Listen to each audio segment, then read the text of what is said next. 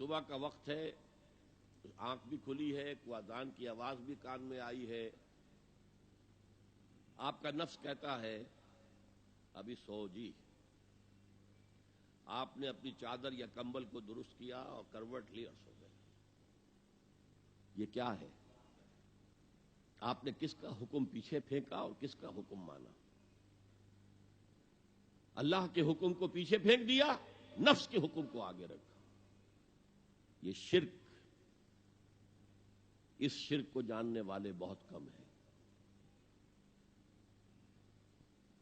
مولانا روم نے خوب کہا تھا، نفس ما ہم کم ترس فرعون نیست لیکن ایراعون نیست.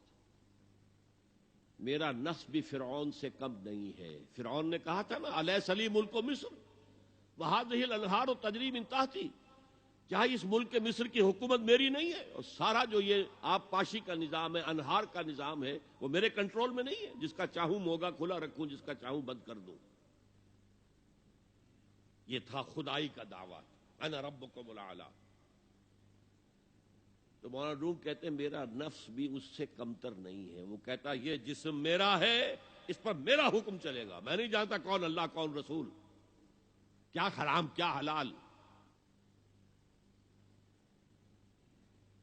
تو فرعون سے کم تو نہیں ہے میرا نفس.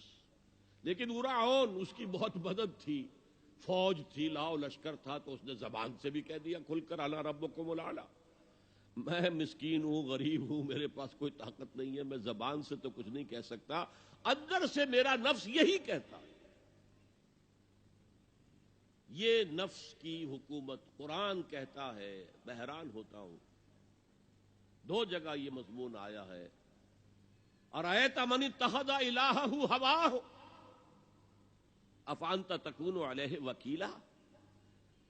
اے نبی تم نے دیکھا اس شخص کو، اس کے حال پر غور کیا جس نے اپنی خواہش نفس کو اپنا الہ بنا لیا ہے. اللہ اکبر. الہ، لا الہ الا اللہ، کلمہ توحید کا مرکزی لفظ یہاں آ رہا ہے. من اتخذ الہہ ہواہ، جس نے اپنی خواہش نفس کو اپنا معبود بنا لیا، الہ بنا لیا.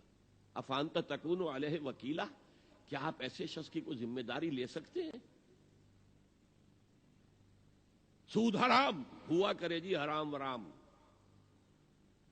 ہمارا دھندا جو ہے وہ آگے بڑھ نہیں سکتا. تو اللہ کے حکم کو پیچھے ڈالا، نفس کے تقاضے کو آگے رکھا. کون معبود ہے آپ کا؟ نام عبداللہ رکھیے، نام عبد الرحمن رکھیے، ہے عبد النفس، نفس کے بندے، نفس کے غلام.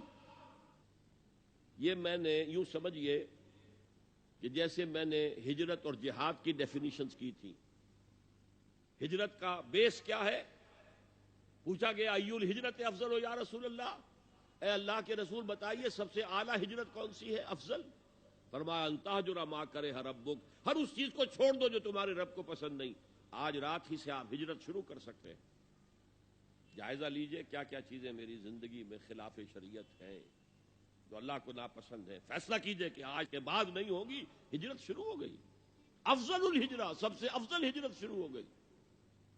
لیکن ٹاپ پر لے جائیے تو یہ ہجرت جب اللہ کے دین کو قائم کرنے کی جدوجہد اس مرحلے پر آ جائے کہ اب باطل کے ساتھ ٹکراؤ ہے اور اب چاہیے کہ ساری قوت ایک مرکز پر جمع ہو جائے، ہجرت فرض کر دی گئی. وہ ہجرت گھر بار چھوڑ کر، اہل و عیال کو چھوڑ کر، اور مکے کے بھیڑیوں کے رحم و کرم پر چھوڑ کر اپنے گھر والوں کو، جو لوگ ہجرت کر کے آئے. حکم تھا، ہجرت مدینہ فرض تھی، ہجرت حبشہ فرض نہیں تھی. صرف اجازت تھی کہ جن سے سختیاں نہیں جھیلی جا رہی مزید وہ چلے جائیں. تو ہجرت کا یہ ابتدائی نقطہ، انتہا یہ. جہاد، المجاہد من جاہد نفسہ، جہاد تو یہاں سے شروع ہو گیا، اپنے نفس کے خلاف جہاد کرنا. صبح نفس نے کہا ابھی سو جاؤ، آپ نے نفس کی بات کو رد کیا، اپنا کمبل اٹھا کے پھینکا، اٹھے، وضو کیا، نماز کے لیے آپ مسجد چل دیے. آپ نے جہاد کیا نفس کے خلاف. یہ افضل الجہاد ہے. اور سب سے چوٹی اوپر یہ ہے کہ جب وہ حق و باطل کی جنگ ہو تو جان ہتھیلی پر رکھ کر میدان میں حاضر ہو جاؤ. اسی طرح یہ جو شرک فی الاطاعت ہے میں نے آپ کو اس کی ابتدا بھی بتا دی انفرادی سطح پر.